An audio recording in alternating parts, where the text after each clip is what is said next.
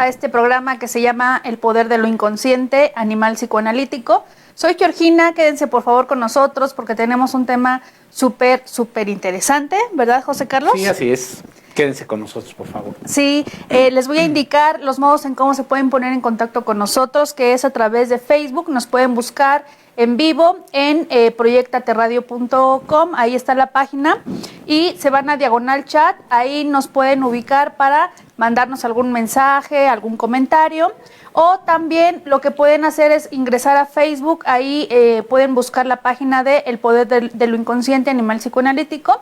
Ahí subimos todo el material, todos los libros que comentamos, e inclusive, por favor, nos pueden ya seguir por medio de YouTube. Tenemos nuestro canal que se llama Animal Psicoanalítico, y ahí pues vamos subiendo todos los videos, los materiales. Si no nos pueden ver en vivo, ahí nos buscan, por favor.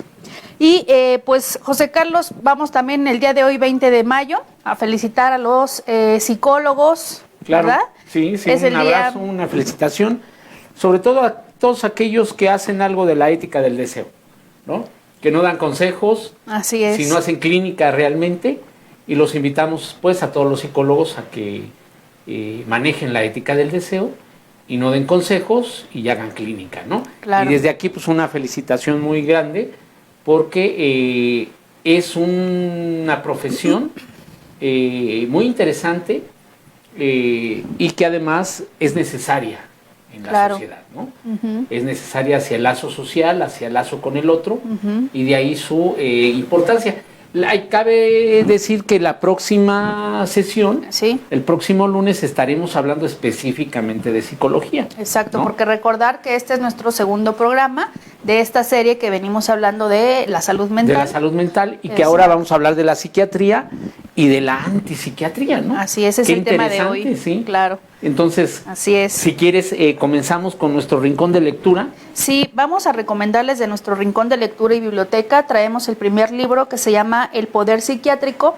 El autor es Michel Foucault y la editorial es el Fondo de Cultura Económica, por si lo quieren ustedes Un libro adquirir. muy interesante, un libro muy actual, ¿sí?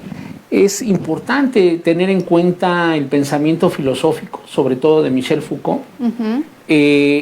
Ya después les traeremos el otro libro que es muy interesante, que es El Nacimiento de la Clínica, que también está en la misma editorial y que es de Michel Foucault, un crítico muy agudo de los sistemas de encierro.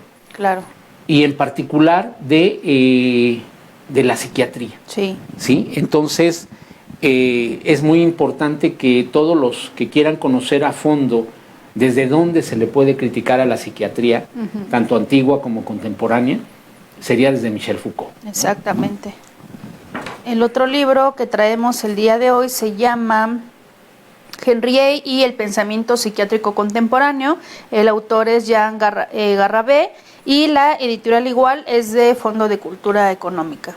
También un libro profundo, interesante, hay que decir sobre Henriet, el asunto de que tiene que ver con Lacan, son contemporáneos, inclusive son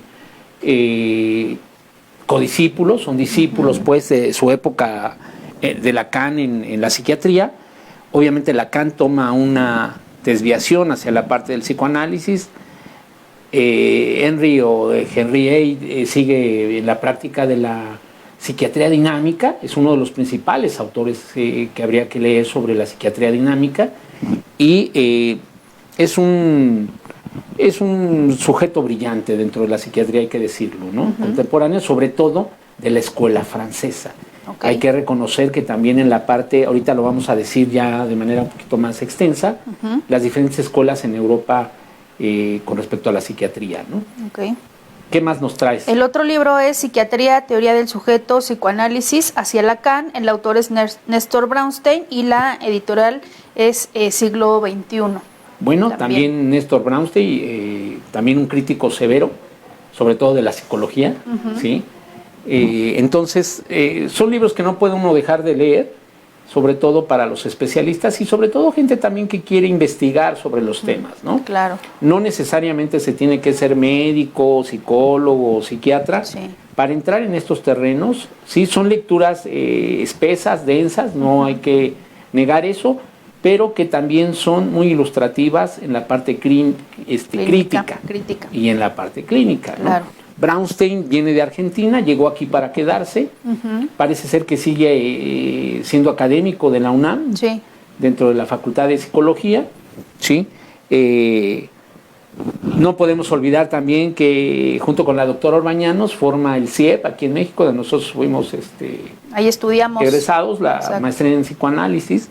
Entonces, es gente interesante leerla, ¿no? Sí. Tiene textos muy interesantes. Saludos a nuestros colegas argentinos también, que nos siguen mucho por allá y que intercambiamos comentarios y que nos agrada mucho que nos vean. Den también sus opiniones, Y que nos den sus Siempre opiniones. Eso es muy importante. Sí, ¿no? Fíjate que estaba leyendo nada más un dato, así Sí, como sí. ahorita se me vino a la mente, de que en México hay nada más 12 psicólogos por cada 100,000 habitantes. No es nada. Y que Argentina tiene 10 veces más que nosotros de psicólogos para su cantidad de habitantes, que además son menos que en el país México, ¿no? Claro. Entonces, pues eso también nos da gusto, que sean países precursores. Tú nos darás algunos datos también en relación a Chile, que también es uno de los países muy desarrollados en la parte de la salud mental, ¿no? Entonces, vamos a empezar, ¿qué te parece? Sí, bueno, ¿les parece? Entonces reiteramos el tema del programa de hoy, que se llama La psiquiatría y antipsiquiatría. Ese es específicamente nuestro título del programa. Y bueno, para comenzar, les traemos un breve concepto acerca de qué es la psiquiatría. Y buscándolo pues específicamente en el diccionario, dice que es la parte de la medicina que se ocupa del estudio, diagnóstico, tratamiento y prevención de las enfermedades mentales. Para ser un psiquiatra, pues aquí en México primero se tiene que estudiar la licenciatura en medicina y ya después hacer la especialidad específicamente de psiquiatría. Sí, mira, es curioso todo esto y no sé cómo las autoridades lo van formulando y conformulando. Un título médico no sale como licenciado, aquí en México, no sale como licenciado en medicina, ¿sí? No, el título dice específicamente médico cirujano y partero, ¿sí? Hablando de los primeros 6 años de estudio, que son más o menos los reglamentarios, por así decirlo, por la validez oficial, y después tendrías que hacer un concurso nacional de especialidad, ¿sí? Y ese concurso de especialidad te llevaría a, si tú escogiste una determinada especialidad y quedas en un buen lugar, vas a hacer esa especialidad. Si no, puede ser que te rezaguen y que te digan, usted lo mandamos a tal especialidad, ¿no? Entonces, en este caso, después de hacer la licenciatura, como bien dices, en medicina o médico cirujano y partero, tendrías que pasar a la especialidad y aproximadamente, mínimamente son 3 años.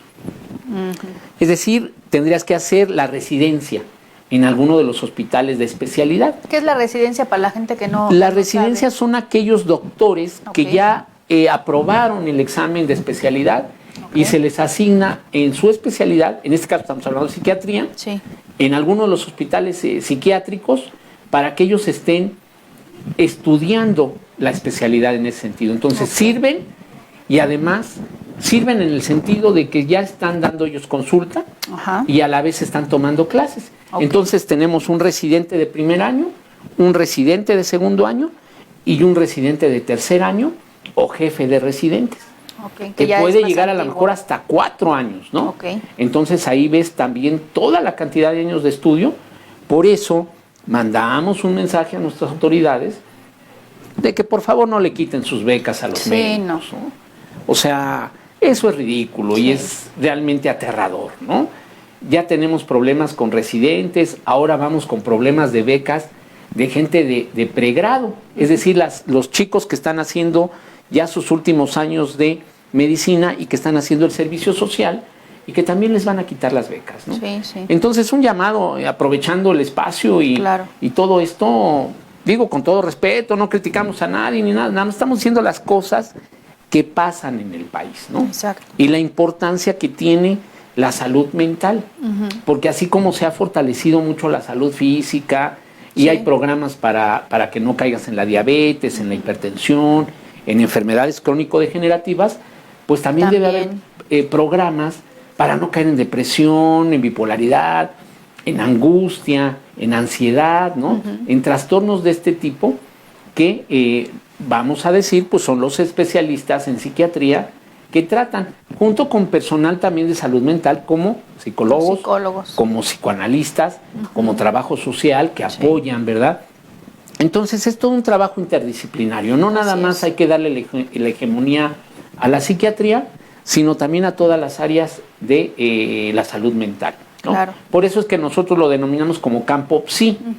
Hay otros campos que yo lo denomino campo neuro, ¿sí? Que estaría compuesto por la neurología, neurociencias y neurofisiología.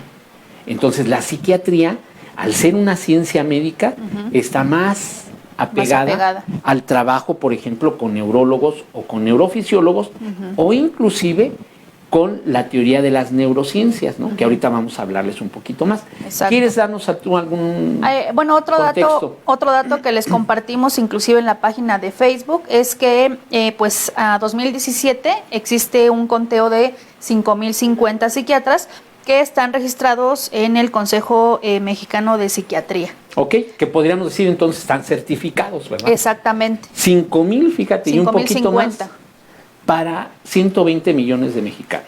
Esto es, ahora sí que, la locura, ¿no? Sí. Porque si ustedes hacen la división así tranquilamente, pues son un montón de habitantes por cada psiquiatra, ¿sí? Y vayamos ampliándolo, ¿no? Sí. O sea, si hablábamos del campo psi y dijéramos cuántos psicólogos y cuántos psicoanalistas, pues estaríamos hablando de porcentajes muy mínimos. Muy bajos. Ahora hay más oferta, dijéramoslo así, por parte de las universidades para que los chicos estudien específicamente psicología. Sí. En México tenemos pocos lugares donde hacer el posgrado en psicoanálisis, que también es una gran desventaja. Sí. Entonces, eso pues sería un llamado y de conciencia para todas las autoridades educativas, ¿verdad? No nada más es importante en nuestro país la primaria y la secundaria, ¿no? No, claro. Y los maestros de primaria y de secundaria, ¿no? Habemos docentes que, ¿qué va a pasar, AMLO, con nosotros de posgrado, ¿no? ¿Qué va a estar, qué beneficios vamos a tener en la educación y todo este tipo de cosas? Sí. Entonces, como ven, tenemos graves problemas por resolver, ¿verdad? Tenemos grandes cosas en qué pensar, porque es muy importante todo esto que se ha desarrollado en el país como violencia de género, violencia delincuencial, violencia infantil, todo este tipo de cosas tendrían que ver y están atravesados por la salud mental. Sí. ¿Sí? Entonces, ¿qué te parece si damos un contexto un poco histórico con respecto a de dónde nace la psiquiatría? Y aquí también no queremos susceptibilidades, ¿verdad?, de nuestros amigos psiquiatras, ni mucho menos, pero es la historia cómo se va dando y cómo se va contextualizando. La psiquiatría surge como una especialidad médica separatista, desde mi punto de vista. ¿A qué te refieres con separatista? Que es una especialidad que está inducida a hacer una división en la sociedad entre personas que causaban cierto daño social y personas funcionales, como pudiéramos utilizar ese término, ¿no? Es decir, no causaban problemas. Entonces los problemáticos eran atendidos en ese tiempo por esa especialidad que surge como algo higiénico, como algo de una salud mental, pero pues segregativa, ¿sí? Porque inclusive a ti ya no te tocó. Cuando yo hice, por ejemplo, la preparatoria, había una materia en el área 2, en ciencias biológicas, que se llamaba higiene mental. En lugar de darte psicología como tal, se llamaba higiene mental. Y veías aspectos psicológicos. La psiquiatría tenía que ver con esa higiene mental. Es decir, aquel que era vagabundo, que era un vago socialmente hablando, era recluido en ciertos sistemas de encierro, ¿sí?, para alejarlo un poco de la sociedad y no causar un daño mayor a la comunidad. Que no causara problemas. Exactamente. En ese contexto estaban prostitutas, es decir, sexoservidoras, y en ese contexto también estaban, obviamente, gente alienada. Los indigentes. Indigentes, sí. Gente delincuentes también. Se podían contextualizar en esa parte problemática y los enviaban a la parte del sistema, que podemos decir, de internamiento o de un manicomio. Y eran atendidos por psiquiatras ya. Tenemos una ciencia psiquiátrica médica ya oficializada, por así decirlo, desde el siglo XIX. Entre principios y mediados del siglo XIX ya es una práctica ya denominada como tal psiquiátrica, en donde obviamente los especialistas trabajaban los trastornos mentales, ¿sí? Trabajaban aquellas cosas que el sujeto no estaba en una razón y en un juicio para convivir en la comunidad que le rodeaba, ¿sí? Y entonces esas alteraciones dieron como consecuencia el surgimiento de la psiquiatría.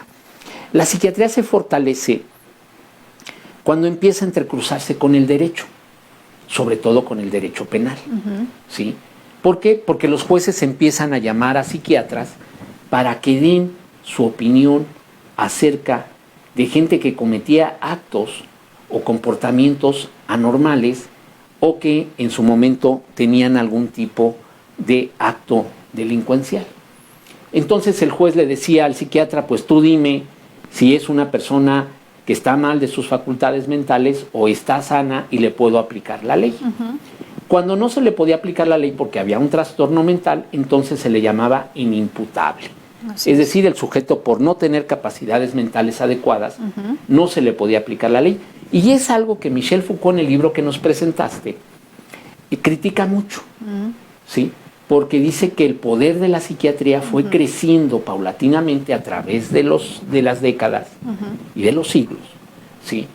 En relación a que tenían un poder, pues, muy fuerte, al grado de que podían quitar a un juez esa autoridad y ellos decidir y decir, ¿es imputable o es inimputable? Así es. Con el pasar del tiempo, la psiquiatría ha perdido ciertas características descriptivas que se tenían en los tiempos de Janet, en los tiempos de Charcot, en los tiempos de Eugenio Bleuler, en los... de Jaspers. De Jaspers, aunque Jaspers es un filósofo, ¿no? Pero es muy interesante ver lo que habla de la psicopatología, o de la patología, ¿sí? Entonces, todo esto ha ido modificándose también con respecto a la farmacología. Una de las ciencias que de alguna manera, de las ciencias médicas, entre comillas, yo lo digo ciencias, ¿no? Es la psiquiatría por aquello que tiene que ver con todos los psicotrópicos, los neurolépticos, toda la farmacopea que existe alrededor de esto. Hay que decirlo, hay muchas cosas benéficas que se han dado a través de la investigación y de este tipo de medicamentos, pero también ha habido lo que diría ahora nuestro ejecutivo, ¿no? Una mafia de la farmacología psiquiátrica, ¿sí? Un abuso de cierto medicamento o de ciertos medicamentos que tienen que ver con esta parte también neoliberal, de que el sujeto se convierta en alguien productivo, útil para trabajar y producir, ¿sí? Un ejemplo que yo te pongo es, por ejemplo, el Prozac, que se decía que era la pastilla hasta hace muy pocos años, maravilla, ¿no? Porque te sacaba de la depresión y entonces pues era lo máximo. Con el tiempo nos hemos dado que el Prozac no es lo que se decía, ¿no? Y las reacciones secundarias y todo lo que produce, pues sí es mortífero. De tal manera que ahora el gran riesgo que corremos con un desuso o una mala aplicación o interpretación de la psiquiatría vendría a ser el exceso de medicalización en los niños. ¿Sí? Eso es ahorita muy común. Eso está muy común, está muy candente en muchos de nuestros países latinoamericanos. ¿Sí? Y desafortunadamente la psiquiatría se ha gobernado por aspectos que tienen que ver por influencias extranjeras, diría yo. ¿Sí?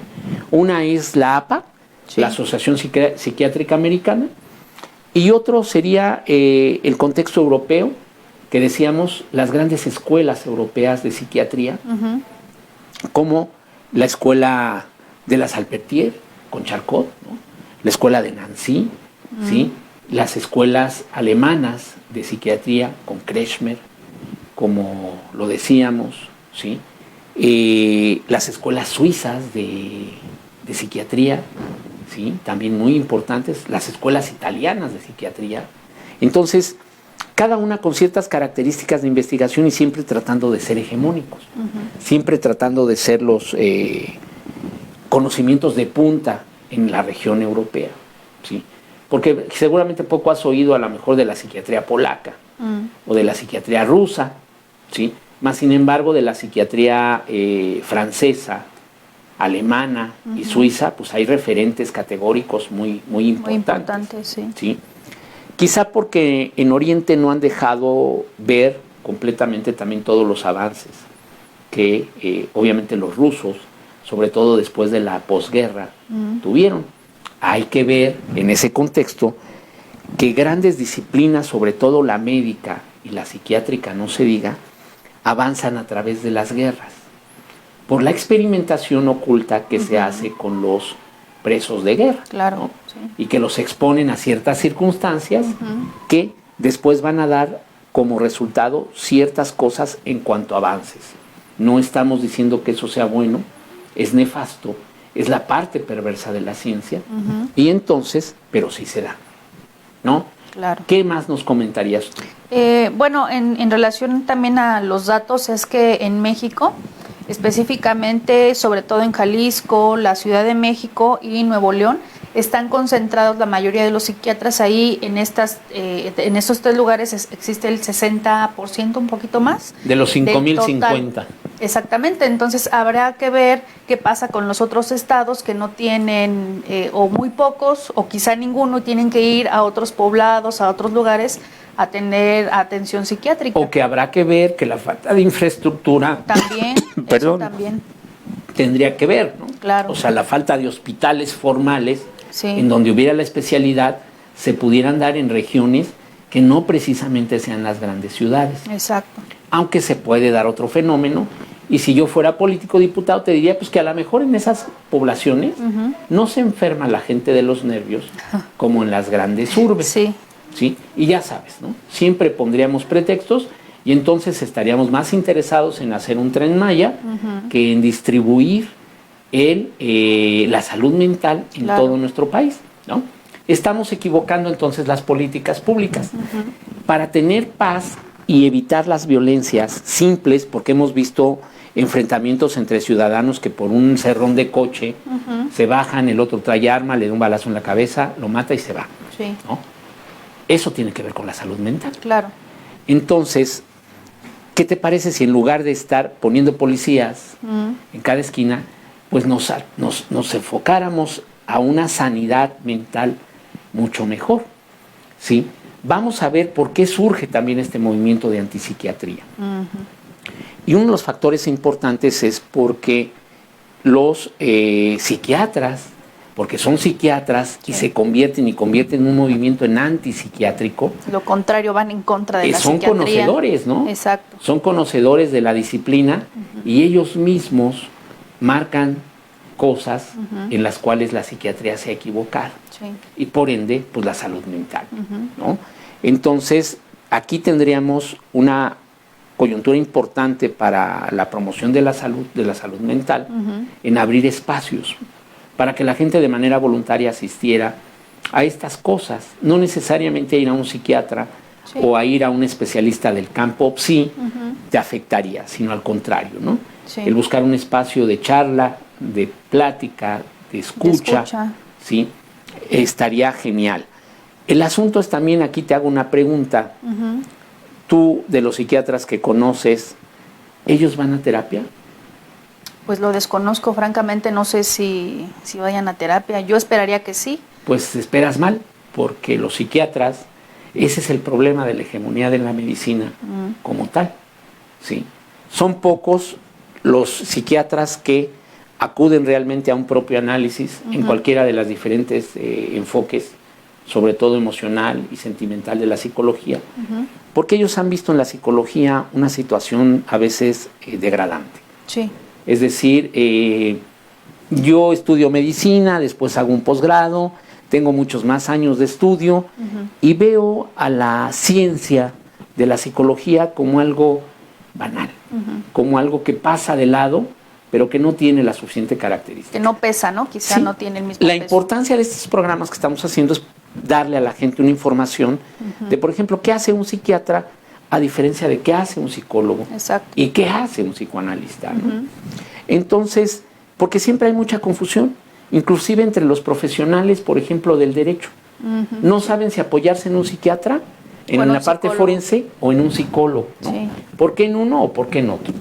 Y la respuesta generalmente que siempre se le da es la cuestión de que el psiquiatra da medicamentos y el psicólogo, al no ser médico ni tener una estructura médica, no puede dar medicamentos. ¿Sí? O que los problemas que ve el psiquiatra son más fuertes que los que ve el psicólogo. No, hay que romper con ese paradigma y decir que todos los involucrados en la salud mental deben de participar, cada quien en su área, Claro. pero debe haber una interdisciplinariedad que permita que el paciente o nuestro enfermo, por así decirlo, se restablezca de manera más pronta y más congruente con lo que estamos diciendo, ¿no? ¿Quieres ir con alguno de los comentarios? Sí, estoy viendo, muchas gracias por sus comentarios. Nos dice Mari García, muchas felicidades, doctor José Carlos, un gran ser humano, se le quiere y aprecia. Muy amable. Carmen Ramírez García dice, un abrazo inmenso para usted. Fernanda, saludos, ¿hay demencia de niños? O sea, que un niño entre a un psiquiátrico, ¿y por qué? Ahorita le contestamos. Aide Román dice, ¿por qué no hablan un poquito menos de términos de psicología? A veces es muy pesado escucharlos. Aide, gracias. Dice que hablamos con muchos tecnicismos. Marcela nos habla desde Guatemala. ¿Son psiquiatras? Saludos a Guatemala. No, Marcela, somos psicoanalistas. Somos críticos de la psiquiatría, Marcela. Estudiamos primero psicología y después tenemos una especialidad en psicoanálisis, Marcela. Brenda nos dice, saludos desde Aguascalientes. ¿Por qué hay frustración? Dolor ante un duelo y luego mandan medicamentos. Así es. Patricia, ¿por qué luego medican, por ejemplo, ante un estrés o no poder dormir? Eso es lo que nos preguntan. Mira, vamos un poquito a eso. Primero con la persona que nos pregunta acerca de la demencia en menores. En niños, sí. No se da como tal, ¿sí? Pero sí estamos viendo ciertas apariciones tempranas de aspectos que pueden considerarse dentro del núcleo de la psicosis, ¿sí? Para muchos el autismo estaría clasificado ahí, para muchos otros no. Todavía hay un debate en los discursos de hasta dónde, por ejemplo, el autismo puede considerarse como una psicosis, ¿no? Infantil. Sí, sí. Si recuerdas, también hasta el DSM-3, que es el libro en donde hay una influencia directa del APA en los psiquiatras mexicanos, por darnos los criterios para poder clasificar una enfermedad psiquiátrica. Sí. Pues ahí podemos ver que hasta ese momento no eran considerados los problemas infantiles como de un orden psiquiátrico mental. En México existe el hospital Juan N. Navarro, que es específico para infantiles, ¿no? Para niños, sí, y adolescentes. Exacto. Entonces, sí, la psiquiatría contempla ya la aparición de ciertas enfermedades mentales de manera temprana. Tenemos que seguir trabajando y de una manera, decíamos, multidisciplinaria. Claro. Y no dejarle nada más a los psiquiatras, algo en donde deben intervenir los psicólogos, los psicoanalistas, trabajo social y los médicos en general, ¿sí? Aunque no sean psiquiatras, ¿sí? Y ahí entonces se va formando un equipo importante de opiniones y de debates para poder tener mayor conocimiento, ¿sí? Si esto lo dejamos nada más a la escuela psiquiátrica, podemos tener graves problemas en el futuro. Ahora, una de las cosas que avalábamos de NRI era precisamente esa psiquiatría dinámica, esa cuestión de estar observando y estar anotando qué es lo que yo encontraba en ciertos padecimientos mentales. Que tiene que ver con lo que decías de la psiquiatría descriptiva. Exactamente. En donde el psiquiatra pasaba mucho tiempo observando a sus pacientes o platicando con ellos y viendo cuál era su discurso y qué salía de ahí. El asunto es que eso se ha ido perdiendo. En la actualidad ya no se trata de esa manera. No, ¿por qué? Porque el entrar ya en la clasificación con tu catálogo, que lo tienes a la mano, que es el DSM-4 o DSM-5, y entonces ves, ¿no?, qué cosas tiene el paciente, y si tiene más de 6 de esos criterios, y además tiene más de 6 meses padeciendo esto, pues ya ¿para qué? ¿Para qué haces más clínica? ¿No? Y si aparte recibes la visita de un visitador del laboratorio farmacéutico que te dice, mire, esta es la píldora efectiva de este laboratorio y que le va a causar a su paciente el menor daño posible secundario y le va a quitar las alucinaciones y le va a quitar la depresión y le va a quitar la ansiedad, pues el psiquiatra lo usa y lo receta, a veces ni siquiera subiendo la mirada hacia su propio paciente. ¿Sí? Ese es el peligro en el que hemos caído con tanta tecnología, con tantos, entre comillas, avances farmacológicos, y eso pues tiene un problema serio en la interpretación, o sea, en la clínica. ¿Por qué?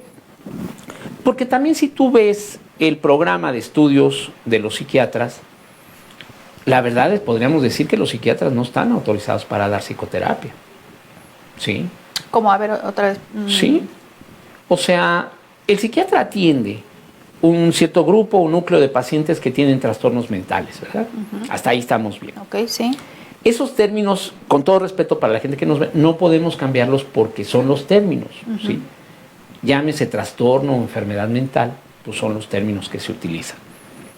El asunto es que la psicoterapia busca modificar la personalidad del paciente. Sí. El psiquiatra no es un teórico de la personalidad del paciente, a menos de que la haya estudiado más allá de eso, ¿no? Por cursos, por diplomados, por esas cosas. Quien es un especialista en teoría de la personalidad es un psicólogo. Sí. ¿Sí? El fundamento de la práctica social de la psicología, porque la psicología es una ciencia social, no es una ciencia médica. Exacto. Ojo, universidades, ¿no? Fíjate ahí qué interesante. Para darle un concepto de cientificidad o de científico a lo psicológico, quieren acercar a los psicólogos a la parte médica. A las neurociencias. Y por ahí sale gente, con todo respeto, muy estúpida, que en lugar de estudiar neurología, se dice neuropsicólogo. Con todo respeto. Yo les apuesto que ni siquiera han tenido un encéfalo real, humano, en las manos, y ya han estudiado la anatomía como se estudia médicamente y neurológicamente. Y ese es el grave problema. Por eso confundimos a nuestras personas, confundimos a nuestra gente.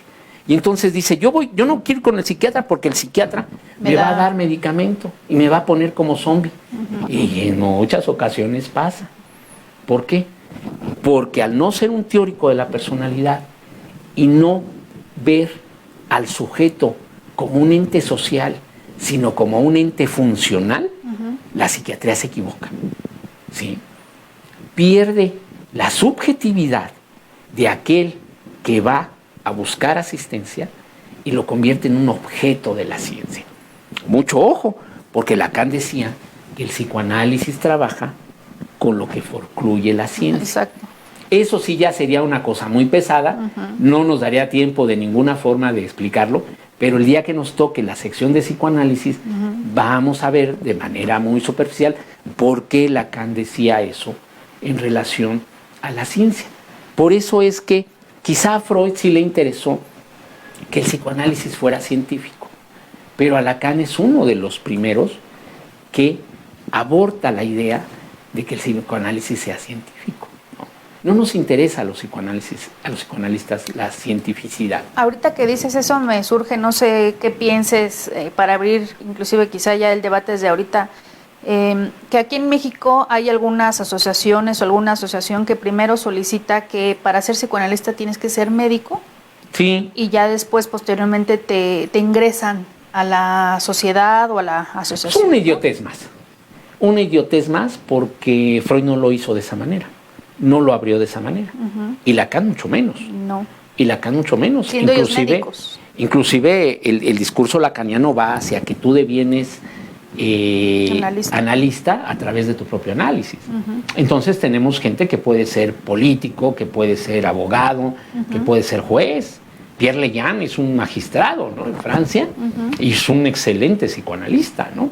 Entonces, precisamente porque no hay una tradición en esa parte orgánica, funcional, de que tengas que memorizar el área 44 de Broca, ¿sí?, el cíngulo, el putamen, ¿sí?, una serie de lenguajes que en realidad sí serían muy pesados, ¿no?, muy médicos, que tienen que ver con una estructura, ¿no?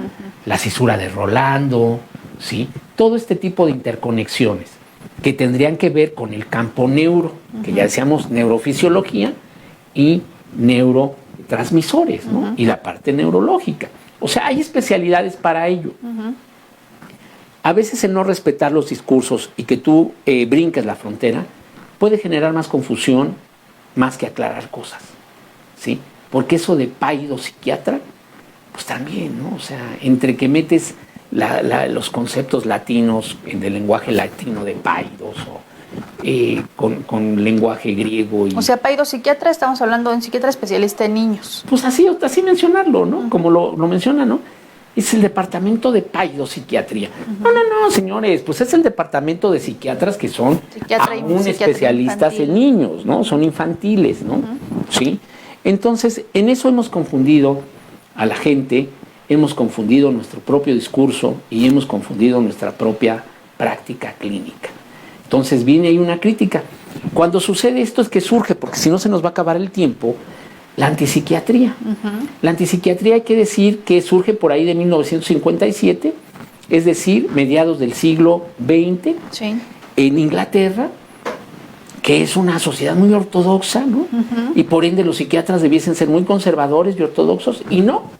Surge por ahí una figura que se llama David Cooper y empieza a hablar de el manejo inadecuado que la psiquiatría le da a sus pacientes. Que tú ya habías referido que Cooper también era un psiquiatra. Cooper, un psiquiatra, es un psiquiatra sudafricano que estudia ya sus estudios de medicina en Sudáfrica, pero él pasa a Londres y en Londres es donde empieza a hablar de la antipsiquiatría. Y es curioso que siendo psiquiatra él diga, pues la psiquiatría tiene graves problemas, sobre todo en el manejo de los pacientes, en la parte inhumana del manejo que le puede dar, en relación a un abandono, ¿sí?, por parte de la sociedad, por parte de la familia y luego por parte de los médicos, ¿sí?, especialistas en psiquiatría, y que venían a ver terapias que hasta la fecha existen de manera inhumana, como los electrochoques. Así es. Que ahora lo conocemos como terapia electroconvulsiva, ¿sí? Es decir, TEC, ¿sí? Sí. Terapia, las iniciales, terapia electroconvulsiva, ¿sí? Todavía a ti te tocó, en tus estudios de psicología, ir a hospitales y privados, en donde se aplicaba la terapia electroconvulsiva. Sí, de hecho era un hospital que estaba ahí sobre Calzada de Tlalpan. Pues dilo, o sea, ya no existe. Es el hospital San Rafael. San Rafael. El hospital San Rafael. Que ahora ya no existe, de hecho. Un hospital no muy grande, pequeño, pero que tenía pacientes graves, sí, desde el del orden psiquiátrico, pues. Y que tenían prácticas de ese tipo, a veces muy oscuras, ¿no? Porque como estudiante no podías pasar a ciertas áreas. Es decir, esto no estaba abierto a los derechos humanos, ¿no? Que eso tendría que ser lo importante. De ahí surgen otros autores que se añaden a David Cooper, que yo les recomiendo este libro, que desafortunadamente lo presté y ya no regresó, ¿no? Se llama La muerte de la familia. Es lo malo. No te rías, pero esos libros a veces no tienen vuelta. Entonces, eso no se presta. Por eso no se los presento, pero se llama La muerte de la familia.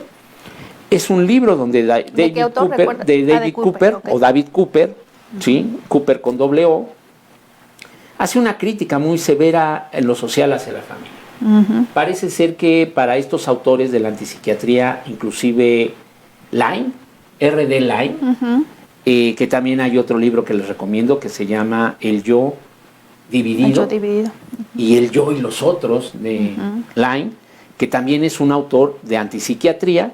De hecho, él también como que de alguna forma fue el precursor junto con Cooper, ¿no? Que Cooper también... inclusive para extenderlo a otras regiones como la parte de Italia. Que los italianos en la parte de la antipsiquiatría terminan siendo muy influyentes con Basaglia. Basaglia se llama. Basaglia, Bateson. Exacto.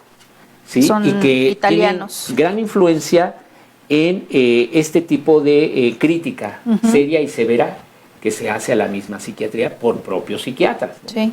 Es como si nosotros hiciéramos La antipsicología o el antipsicoanálisis. o el psicoanálisis, ¿no? Nos colgarían del mástil más alto, pero Nos estos cuelgan del autores diván. vale la pena leerlos porque ahora estamos en un mundo de los derechos humanos.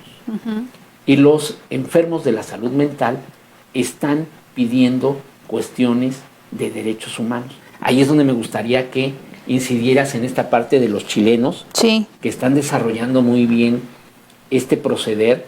¿Y qué es lo que dice esto? Que de hecho, bueno, sí, lo que les queremos compartir es que en Chile, ya hace algunos años, yo creo que más de 3, 4 años, no tengo ahorita exactamente el dato, pero sí ya hace algunos años, en Chile hay un movimiento que se llama Locos por Nuestros Derechos. Locos por Nuestros Derechos. Ajá, que este movimiento tiene la precursión pues, propiamente en los pacientes psiquiátricos, pero no nada más ellos, sino también psicólogos, psiquiatras. Gente del campo de la salud mental. Exactamente, que está en este movimiento y justamente lo que están pidiendo es lo que tú refieres en relación a los derechos humanos. Porque inclusive también lo podemos compartir en la página de Facebook, El Poder de lo Inconsciente, Okay, para que ahí lo busquen. Animal Psicoanalítico. Ahí vamos a subir, si les parece, este manual que está en PDF para que lo lean, porque en este manual, entre otras cosas, dice que, insisto, ellos quieren que se les respeten los derechos humanos. Hablan dentro de este manual de la declaración de voluntad anticipada. Muy interesante. Que esto es muy interesante y muy importante porque aquí específicamente ellos refieren si ellos, como aunque sean pacientes psiquiátricos, no deseen, por ejemplo, ser ingresados a un psiquiátrico, ¿no? Es decir, que no sea una consulta externa, sino que ellos estén ingresados y ellos dicen, yo quiero decidir si estar o no en un hospital psiquiátrico. Ok, que sería algo de puertas abiertas. Exacto. Como intentó hacerse aquí en México, ya había una lucha feroz por la cuestión política, ¿sí? Entonces, eso es muy importante porque tendría que ver en la parte jurídica o legal con el libre desarrollo de la personalidad. Así es. Entonces, esto es muy importante. Ojo, nuestros legisladores, no todo es la Guardia Nacional, o sea, tenemos que atender también otras cosas, ¿no? Esto es un campo del sector salud muy específico y muy delicado por el ámbito de los derechos humanos y que ahora se están transgrediendo los derechos humanos, inclusive de los menores. Así es. Al darles cierto tipo de medicamentos que los ponen mal. Sí. Que en Argentina también, ahorita que dices eso, hay un movimiento igual en donde son cierto grupo de psicoanalistas que están en busca de que se llama la desmedicalización de las infancias, ¿no? En donde ellos en este movimiento están buscando que si a un menor, por ejemplo, se le diagnostica con algún trastorno mental, no se le medicalice. Si ya cuando él es adulto, por voluntad él decide tomar el medicamento, bueno, ahí es diferente. Que sería el consentimiento informado. Así es. Entonces vendrían dos aspectos importantes: el consentimiento informado y la voluntad anticipada en relación a querer estar en una estancia de reclusión o sistema de encierro o no aceptarlo, ¿no? Inclusive también hablan del medicamento. Aun cuando estas personas son mayores de edad, en esta declaración de voluntad anticipada ellos dicen también si querer o no tomar medicamentos.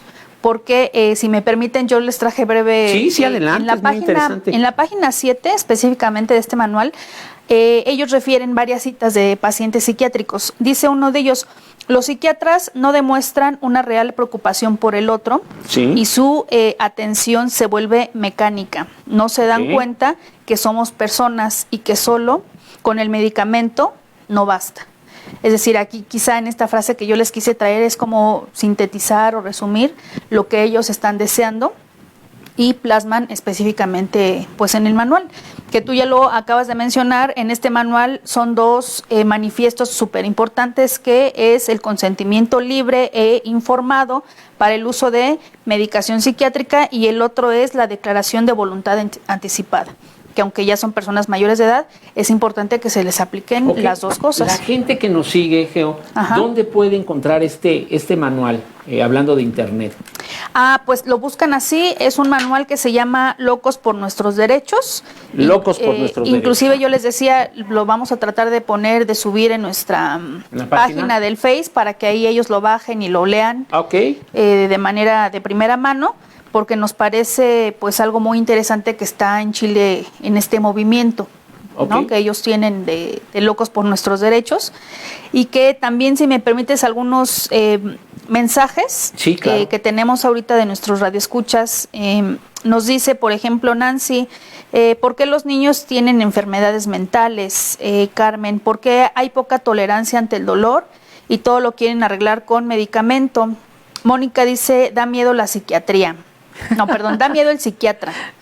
Dice, es sinónimo de ya estás bien loco. Gonzalo, ¿una persona puede llegar a la locura por un dolor? Pues habría que ver a qué dolor. Mira, esa es una pregunta muy interesante. Ajá. Porque sí puede haber cierto desquiciamiento, inclusive a nivel suicida, ¿no? Por ciertos dolores que a veces son de una explicación inimaginable. Es decir, hay algo del orden del innombrable en ciertos dolores. Uno de ellos es la neuralgia del trigémino, ¿sí? La neuralgia del trigémino es un dolor facial. El trigémino es un nervio que abarca todo lo que están ahorita viendo en mi palma, que son los 5 dedos. Como si te pusieras la palma de tu mano en tu cara. La mitad de la cara. Ok. Sí, hasta donde está la nariz. Ajá. Y lo que abarcan los 5 dedos es lo que abarca el trigémino. Ok. Entonces, el trigémino, si mal no recuerdo, el facial es el séptimo, ¿sí? Bueno, es el quinto par craneal. Si mal no recuerdo, y puede haber una inflamación idiopática. Perdón por los términos, pero... Idiopático quiere decir que no tiene una causa aparentemente específica real, okay, ¿no? Entonces, a esta persona le viene este dolor, y hay personas que llegan a autolacerarse, a autolastimarse, se pegan en la cabeza, se pegan en la pared. Es un dolor de orden incontrolable. Okay. De ahí surgen también clínicas del dolor, y de ahí surge también que tengan que ver una asistencia tanto psicológica como psiquiátrica. Sí, sí, sí. Pero el problema, ¿cuál ha sido? Mucho de la filosofía e ideología médica o dialéctica médica es no pasar al paciente con salud mental, sino decirte, échele ganas, váyase de vacaciones, haga ejercicio, descanse, salga a caminar, relájese, oiga buena música, aliméntese bien. ¿Sí? Sí, pero lo acabas de decir, y por eso la psiquiatría o los psiquiatras dan miedo. Sí, no basta con eso. No basta con eso. Por eso necesitamos recurrir a disciplinas, no me gusta decirle ciencias, sino disciplinas como la psicología de orden social, para entender más al sujeto desde su ámbito nuclear, que es la familia, y de ahí a toda su periferia, ¿sí? Amigos, trabajo, de vecinos, desconocidos, ¿sí? Y se va ampliando, ¿no? Sí. Ahí es donde ya hablaremos la próxima sesión con la psicología, y lo interesante es cómo articular todos estos discursos y no pretender que ninguno de ellos sea hegemónico. Todos son importantes, todos hacen participación, ¿sí? Y así la gente lo puede ver. Pero sí, por dolor, sí puede haber ciertas cuestiones. Es algo un poco desquiciante. Graves, sí. No son cosas muy conocidas, pero sí existen. Aquí fíjate también ahorita que tú refieres esto de la hegemonía, de que no, con estos programas no pretendemos decir uno es más importante que el otro. No, todos. Por el contrario, sino trabajar necesitamos de todo, desde un punto multidisciplinario. Y refiero también esto por el comentario que nos hace Mónica, que dice que ya como que de alguna forma referir al psiquiatra es como decir que ya estás loco, ¿no? Que es algo que ellos lo han hecho ver así. Que es esa etiqueta. Y lo social lo ha construido de esa manera. Primero por la lejanía que tiene el psiquiatra con la sociedad. ¿Sí? El psiquiatra es una de las especialidades médicas muy curiosas, porque si tú ves el Aníbal Lecter en la película del caníbal, ¿sí? Él tiene otra cultura. Como diría Broso, él no se junta con la perrada, ¿no? Con la brosa. Entonces, cuando tú llegas con un sujeto de esa naturaleza, tú ya estás mal. Sí, sí. Claro, porque tú ya la percepción social que tienes de alguien que se aleja de lo social, ¿sí? Pues evidentemente corres peligro. Ya no estás tú del todo bien. Y si además de eso ya alguien te dijo que las voces que oyes no son reales, sino de un imaginario que está por ahí, ¿sí? ¿Qué puedes pensar? Sí. Que estás de lo peor. Porque además tuve ¿Dónde ponían a los psiquiátricos? ¿Dónde ponían a los manicomios? Sí, como tipo cárcel. Fuera de la ciudad. Exacto. ¿No? Pegado a cárcel de mujeres está el manicomio de allí en el Estado de México. ¿Sí? Sí. En las lejanías y además en centros oscuros, mal iluminados, tétricos. Ya de por sí el lugar tiene esas Y características. la personalidad del psiquiatra, bueno, pues avasallante. Ahorita que dices eso me recordó una película que se llama, que es precisamente que habla de un sujeto que quiere evadir la ley. Ajá. Es Atrapado sin salida. Ah, no, peliculón, véanlo. Si No pueden les verla. han- Ahí está la psiquiatría puesta. Exacto. Hay que decir que empieza el movimiento en 1957, pero en los años 60 y 70 es cuando más se desarrolla. Agarra Sí. fuerza. Y con Jack Nicholson, esta película que exacto. tú estás mencionando y recomendando, lo hacemos abiertamente para que la vean, Atrapados sin salida, así se llama. Es una película de los años 70 Sí. que nos habla de ese conflicto entre si la persona está bien o está mal en Así la salud es. mental. Así es. Y los tratamientos drásticos que la psiquiatría utiliza para calmar a un sujeto que socialmente puede ocasionarte disturbios. Claro. ¿no? ¿Sí? También ¿Algún otro? tenemos un saludo de Carla, muchas gracias. Perdón, ya se nos está terminando el tiempo desafortunadamente. Les agradecemos mucho su atención, Que nos sus, vean el próximo- sus comentarios, el próximo véanos lunes, ¿no? por favor, porque vamos a hablar de la psicología. Sí. Y pues recuerden nuestro Facebook, El Poder de lo Inconsciente, Animal Psicoanalítico, YouTube, nuestro canal, suscríbanse, Animal Psicoanalítico. Muchas Muchas gracias. gracias. Gracias. Hasta luego. Hasta luego.